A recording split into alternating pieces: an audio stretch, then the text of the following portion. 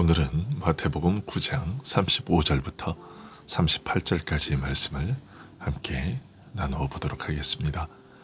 마태복음 9장 35절부터 38절까지의 말씀입니다. 제가 봉독해 드리겠습니다. 예수께서 모든 도시와 마을에 두루 다니사 그들의 회당에서 가르치시며 천국 복음을 전파하시며 모든 병과 모든 약한 것을 고치시니라. 무리를 보시고 불쌍히 여기시니 이는 그들이 목자 없는 양과 같이 고생하며 기진함이라. 이에 제자들에게 이르시되 추수할 것은 많되 일꾼이 적으니 그러므로 추수하는 주인에게 청하여 추수할 일꾼을 보내주소서 하라 하시니라. 아멘. 그간 우리는 예수님께서 갈릴리 지역의 크고 작은 마을과 성읍을 두루 다니시면서 문둥병자와 혈병자와 같이 부정한 자들을 정결하게 하시고 죽은 자를 살리시며 맹인의 눈을 뜨게 하시고 벙어리와 귀머거리를 고치시고 악한 귀신들을 쫓아내신 일들을 살펴보았습니다. 오늘 본문은 그 일들을 묶어 예수께서 모든 도시와 마을에 두루 다니사 저희 회당에서 가르치시며 천국 복음을 전파하시며 모든 병과 모든 약한 것을 고치시니라 라는 말씀으로 요약하고 있습니다. 이 말씀에서 우리가 놓치지 말고 주의해야 할 부분이 있는데요. 단순히 모든 병과 모든 약한 것을 고치셨다라고 말하지 않고 그에 앞서 천국 복음을 전파하시며 라고 말하고 있는 부분입니다. 이것은 예수님께서 모든 병과 약한 것을 고쳐주신 일이 천국 복음을 전파하는 일의 일환으로 행하신 것이라는 뜻을 담고 있습니다. 천국이 어떤 나라인지를 보여주시기 위해 행하신 일들이라는 것이죠.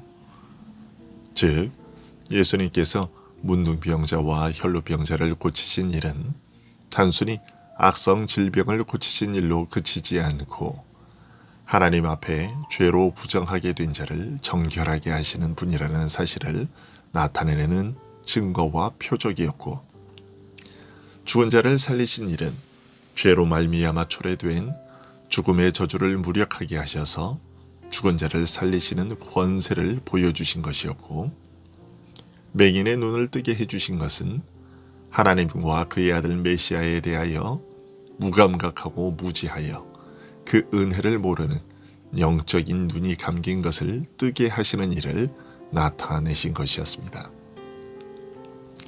귀머거리와 벙어리를 고치신 것은 하나님에 대하여 아무 할 말이 없는 자들, 영적 말문이 닫힌 자들로 하여금 실제로 체험하여 분명히 알게 된 하나님의 아들 메시아와 그의 은혜를 감사하며 널리 외쳐 전하게 하실 일을 보여주신 것입니다. 예수께서 천국 복음을 전파하시며 모든 병과 모든 약한 것을 고치시니라 라는 말씀은 바로 이런 의미입니다. 이어서 오늘 본문은 예수님께서 그에게 나아온 무리 곧 온갖 질병과 약한 것에 고통당하며 시달리는 사람들을 보시고 불쌍히 여기셨다고 말하고 있습니다. 우리말로는 단순히 불쌍히 여기셨다라고 되어 있지만 본래 의미는 애간장이 움직여 동정과 긍휼로 가득했다라는 뜻입니다. 백성들의 처지에 대하여 느낀 예수님의 이러한 심정을 오늘 본문은 다시 마치 목자 없는 양과 같다는 말로 전하고 있습니다. 우리는 예수님께서 당시 이스라엘의 형편을 목자 없는 양떼의 처지와 같다고 보신 것을 단순히 일반적인 비유법으로 생각하기 쉬운데 사실은 그렇지가 않습니다. 좀 더 깊은 의미가 있습니다. 목자 없는 양떼 같다는 이 표현은 성경에서 자주 사용되고 있는 비유인데 그렇게 자주 사용되고 있다면 이것 역시 어떤 깊은 의도를 담은 것이라고 우리는 짐작하게 됩니다. 이 표현은 흔히 성경에서 이스라엘을 올바로 인도하고 돌볼 지도자가 없는 상태를 비유하는 표현으로 사용되고 있는데요. 일찍이 모세는 이런 상황은 심각한 위기이며 큰 불행을 초래할 수 있다는 사실을 잘 알고서 하나님께 여호와 모든 육체의 생명의 하나님이시여 원컨대 한 사람을 이 회중 위에 세워서 그로 그들 앞에 출입하며 그들을 인도하여 출입하게 하사 여호와의 회중으로 목자 없는 양과 같이 되지 않게 하옵소서라고 간구하기도 했습니다.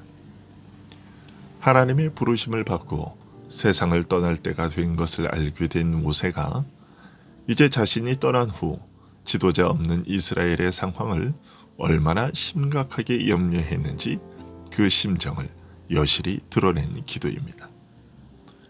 그런데 지금 예수님께서 무리를 보시고 마치 목자 없는 양떼와 같이 내팽개쳐지고 시달리며 곤고한 형편에 처한 것으로 여기신 것은 이런 일반적인 경우보다 더 구체적이고 깊은 배경에서 나온 것입니다. 우리가 아는 대로 주전 8세기 이후에 이스라엘에 출현한 선지자들은 한결같이 이스라엘의 죄악이 대대로 누적되어 온 결과 이제는 더 이상 버려둘 수 없는 지경에 이르렀으며 이제부터 하나님께서는 그 뜻과 태도를 바꾸시고 이스라엘을 철저히 심판하실 것이라고 선포했습니다. 비록 남은 자를 두셔서 이스라엘의 명맥을 끊지는 않을 것이나 실질적으로 이스라엘은 망하여 이방 열국 나라 가운데 흩어져 나라와 백성을 이루지 못하게 할 것이라고 선언하셨습니다. 그러나 남은 자를 두어 이스라엘의 명맥을 끊지 않을 것이라 하신 하나님의 긍휼과 인자는 사람의 상상을 뛰어넘는 것이어서 언젠가 하나님의 때가 되면 심판으로 열국에 흩어진 이스라엘을 하나님께서 다시 불러 모으시고 그의 나라를 세울 것이라 약속하셨던 그 복된 땅으로 다시 돌아오게 하되 그 영광과 축복은 이전의 영광을 초월한 것이요 오히려 이전에 미진하고 완전하지 못했던 것들이 완성에 이르게 될 것이라고 약속하셨습니다. 이사야서 35장 1절부터 10절 말씀이 그 대표적인 약속인데 거기에서 선지자는 장차 이르게 될 구원의 시대에 이스라엘이 경험하게 될 은혜를 가리켜 소경의 눈이 밝을 것이며 귀머거리의 귀가 열릴 것이며 저는 자는 사슴과 같이 뛸 것이며 벙어리의 혀는 노래하리라 라고 표현하고 있습니다. 예수님께서 세례 요한의 제자들에게 하신 말씀과 같이 소경이 보며 귀머거리가 들을 것이며 절름발이가 일어나 뛸 것이며 벙어리의 입이 열려 노래하리라 라고 노래했던 대로입니다. 그리고 이사야는 이사야 42장에서 이런 은혜가 어떤 특별한 인물의 나타남과 함께 베풀어질 것이라고 밝혔습니다. 그리고 앞서 말한 소경의 눈과 귀머거리의 귀와 벙어리의 입이 열릴 것이라 하신 말씀의 참뜻이 무엇인지 이렇게 설명하고 있습니다. 내가 붙드는 나의 종, 내 마음에 기뻐하는 자, 곧 내가 택한 사람을 보라. 내가 나의 영을 그에게 주었은즉 그가 이방에 공의를 베풀리라. 그는 외치지 아니하며 목소리를 높이지 아니하며 그 소리를 거리에 들리게 하지 아니하며 상한 갈대를 꺾지 아니하며 꺼져가는 등불을 끄지 아니하고 진리로 공의를 베풀 것이라. 나 여호와가 너를 세워 백성의 언약과 이방의 빛이 되게 하리니 네가 눈먼 자들의 눈을 밝히며 갇힌 자를 감옥에서 이끌어내며 흑암에 앉은 자를 감방에서 나오게 하리라. 내가 맹인들을 그들이 알지 못하는 길로 이끌며 그들이 알지 못하는 지름길로 인도하며 암흑이 그 앞에서 광명이 되게 하며 구분대를 곧게 할 것이라. 내가 이 일을 행하여 그들을 버리지 아니하리라. 너희 귀머거리들아 들으라. 너희 맹인들아 밝히 보라. 맹인이 누구냐? 내 종이 아니냐? 누가 내가 보내는 내 사자같이 못 듣는 자겠느냐? 누가 내게 충성된 자같이 맹인이겠느냐? 누가 여호와의 종같이 맹인이겠느냐? 네가 많은 것을 볼지라도 유의하지 아니하며 귀가 열려 있을지라도 듣지 아니하는도다. 그러므로 여호와께서 맹렬한 진노와 전쟁의 위력을 이스라엘에게 쏟아 부으심에 그 사방에서 불타오르나 깨닫지 못하며 몸이 타나 마음에 두지 아니하는도다. 그리고 이사야 선지자는 43장에서 이렇게 말합니다. 눈이 있어도 보지 못하고 귀가 있어도 듣지 못하는 백성을 이끌어내라. 나 여호와가 말하노라. 너희는 나의 증인, 나의 종으로 택함을 입었나니 이는 너희가 나를 알고 믿으며 내가 그인 줄 깨닫게 하려 함이라. 보라, 내가 새 일을 행하리니 이제 나타낼 것이라. 정령히 내가 광야의 길을 사막의 강을 내리니 내 백성 내가 택한 자에게 마시게 할 것임이라. 이 백성은 내가 나를 위하여 지었나니 나를 찬송하게 하려 함이니라. 이런 모든 은혜는 하나님께서 일으키실 한 통치자, 상한 갈대를 꺾지 않으시고 꺼져가는 심지조차 끄지 않으시는 긍휼과 자비의 왕이 오셔서 이루실 일이요 그가 베푸실 은혜라고 말씀하셨습니다. 바로 이러한 지도자를, 곧 하나님의 양물이 이스라엘을 돌보실 진정한 목자를 일으키셔서 그로 하여금 죄로 망한 이스라엘을 다시 살리게 하실 것이라고 말씀하신 것입니다. 에스겔 선지자 역시 이런 사실을 에스겔서 34장 23절과 24절에서 이렇게 예언했습니다. 내가 한 목자를 그들 위에 세워 먹이게 하리니 그는 내 종 다윗이라. 그가 그들을 먹이고 그들의 목자가 될지라. 나 여호와는 그들의 하나님이 되고 내 종 다윗은 그들 중에 왕이 되리라. 다윗의 후손으로 오실 메시아에 대한 약속 안에는 이런 선한 목자의 약속이 포함되어 있었습니다. 예수님께서 온갖 질병과 약함에 고통당하며 시달리는 백성들을 고치시면서 그들의 형편이 마치 목자 없는 양떼와 같이 내팽개쳐져서 시달리며 곤고한 형편이라고 하신 것은 바로 이러한 예언과 약속을 염두에 두고서 하신 말씀이었던 것입니다. 예수님 자신을 가리켜 상하고 무너진 이스라엘을 고치고 회복시킬 것이라는 약속을 성취하기 위해 오신 메시아라고 밝히신 것입니다.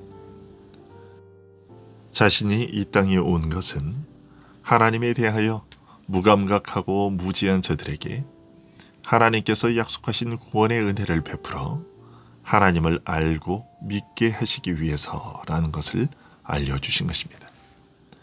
내가 바로 하나님께서 약속하신 그 목자다라고 은연중에 알려주신 것입니다.